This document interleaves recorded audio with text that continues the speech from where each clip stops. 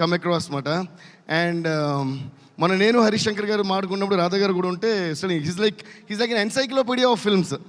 So a film any title చెప్పండి మీరు, ఇంగ్లీషా, తెలుగా, తమిళ, హిందీనా, వడవ, he knows the films and will say who directed, what is the story. అంత నాలెడ్జ్, అంత ప్యాషన్ ఉండి చాలా తక్కువ మందిని చూస్తాం.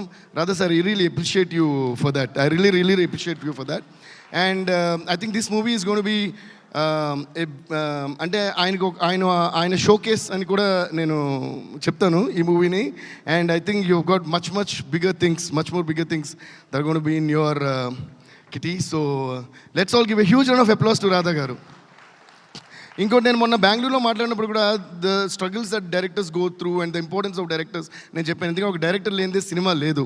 సో అలా రాధా గారు ఈ సినిమా కోసం ఒక 3 years ఆల్మోస్ట్ ఆయన పడ్డ ఎగ్జైట్మెంట్, ఆయన పడ్డ కష్టాలు, ఆయన పడ్డ తపన అన్నీ చూశాను.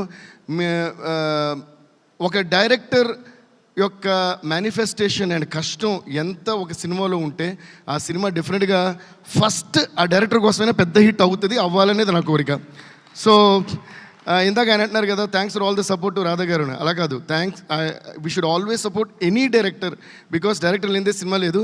అండ్ ఇలాంటి మనుషులు నాకు నచ్చినప్పుడు I go to any extent to do what ever I can do in my given range. So all the best Radha sir, all the best.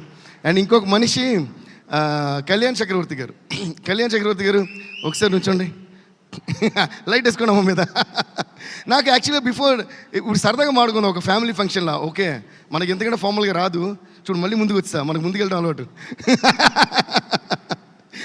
ఒకవేళ నేను వెనక్కి చూడకుండా వెనక్కి వెళ్ళినా కూడా అది ముందుకు వెళ్ళడం కోసం వెనక్కి వెళ్ళి దూకుతాం కదా, దానికోసం అర్థం చేసుకోవాలి.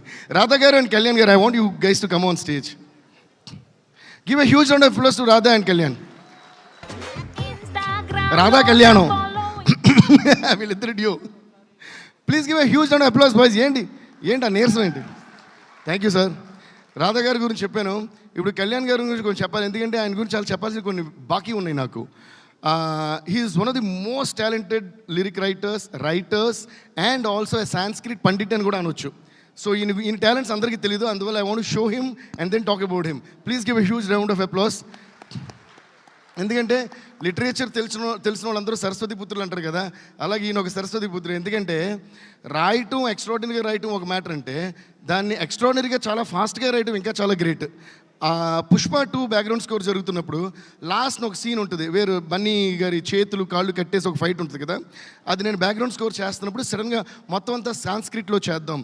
And anyways pan India film కాబట్టి, ప్లస్ అక్కడ ఐగిరి నందిని కూడా ఒక చోట కలిపి ఉంటామన్నమాట. సో అక్కడ నుంచి ముందు నుంచే ఆ హీరో గురించి వర్ణిస్తూ ఐగిరి నందికి నీకు కలిపేలాగా ఒక సీక్వెన్స్ కంపోజ్ చేసి మిడ్ నైట్ అనుకుంటా, ఆఫ్టర్ 1 o'clock or 2 o'clock ఈయన ఫోన్ చేస్తే లేచే ఉన్నారో తెలియదు కానీ, సార్ సారీ ఈ టైంలో డిస్టర్బ్ చేస్తాను అని చెప్పి, ఈ ట్యూన్కి నాకు సాంస్క్రిట్లో ఇది కాన్సెప్ట్, హీరో గురించి అంటే ఒక అమ్మవారు హీరోని, అంటే ఆ సీన్ కూడా అమ్మవారు చీర తీసి కడతారు కదా, అమ్మవారిని హీరోని ఉద్దేశిస్తూ చెప్తున్నట్టు ఒక హీరోయిజంగా వచ్చి ఐగిరి నందిని కనెక్ట్ అవ్వాలని చెప్పిన వెంటనే వితిన్ 10 to 15 minutes మ్యాక్సిమం దాంట్లో ఆయన రాసిచ్చిందే మీరు పుష్ప 2 క్లైమాక్స్లో వినే ఆ ఫైట్ మీద వచ్చే శ్లోకం అంతా కళ్యాణ్ చక్రవర్తి గారు రాసిందే. So he deserves a huge round of applause for that. Thank you so much sir, thank you. అలాగే మొన్న కుబేరాలో లాస్ట్ని శివుడి గురించి పాట చేసాం. ధనుష్ గారు ఆ అమ్మాయిని ఎత్తుకుని పరిగెడుతుంటే శివుడి గురించి, అది కూడా ఇలాగే మిడ్ నైట్ ఒక ఐడియా వచ్చి నేను ఫోన్ చేసి అడిగితే ఇమీడియట్గా 5-10 minutesలో రాశారు. అలా he's one of the most talented lyric writers that I have seen. ఈ సినిమా విషయానికి వస్తే ఈయన రైటర్ కూడా, అంటే డైలాగ్స్ ఆయన రాశారు, కథలో ఆయనతో పాటు ట్రావెల్ అయ్యి వర్క్ చేశారు. ఈయన కూడా ఎంత మంచి మనసు అంటే, ఈ రైటర్ని ఎప్పుడు కూడా వదిలిపెట్టరు. రైటర్ని ఎప్పుడు వదిలిపెట్టిన డైరెక్టర్కి అపజయమే ఉండదు, ఎప్పుడు సక్సెస్ ఉంటుంది. ఓకే, ఎందుకంటే సరస్వతిదేవి వాళ్ళకి తోడుగా ఉంటుంది. సో అలా ఈయన ఈ సినిమాకి డైలాగ్స్ ఏమని కాకుండా అన్ని పాటలు, అంటే ఒక పాట తప్ప, ఆ ఒక పాట రాసింది ఎవరని మళ్ళీ చెప్తాను, అన్ని పాటలు ఆయనే రాశారు. ఇప్పుడు ముఖ్యంగా చెప్పాలంటే ఆయన త్రివిక్రమ్ గారి సినిమాలో ఇంకా చాలా సినిమాలో పాటలు రాశారు, ఎక్స్ట్రాడినరీ సాంగ్స్ రాశారు. ఇప్పుడు ఇందులో వైరల్ వయ్యారి నేనే ఆ పాటని first item song. So thank you Kalyan sir, ఫెంటాస్టిక్గా రాశారు and that song is rocking everywhere. So please once again huge round of applause to him. అది మాట కళ్యాణ్ గారి చరిత్ర. ఈయన త్వరలో ఇంకా ఇంకా ఇంకా చాలా ఎక్స్ట్రాడనరీ సాంగ్స్ రాస్తూ సినిమాలు రాస్తూ కథలు రాస్తూ డైరెక్షన్ కూడా త్వరగా చేయాలని కోరుకుంటున్నాను. చేస్తారని ఆశిస్తున్నాను. ఆల్ ది బెస్ట్ కళ్యాణ్ గారు అండ్ రాధా గారు. ఇలాగే ఇంకో రైటర్ అన్నారు కదా, thank you sir, thank you. ఇంకో రైటర్ అన్నారు కదా, శ్రీమణి దా వచ్చామో నువ్వు. సో ఏంటి క్లాప్స్ కొట్టడం మళ్ళీ చెప్పాలా? See you all must be fast learners, okay.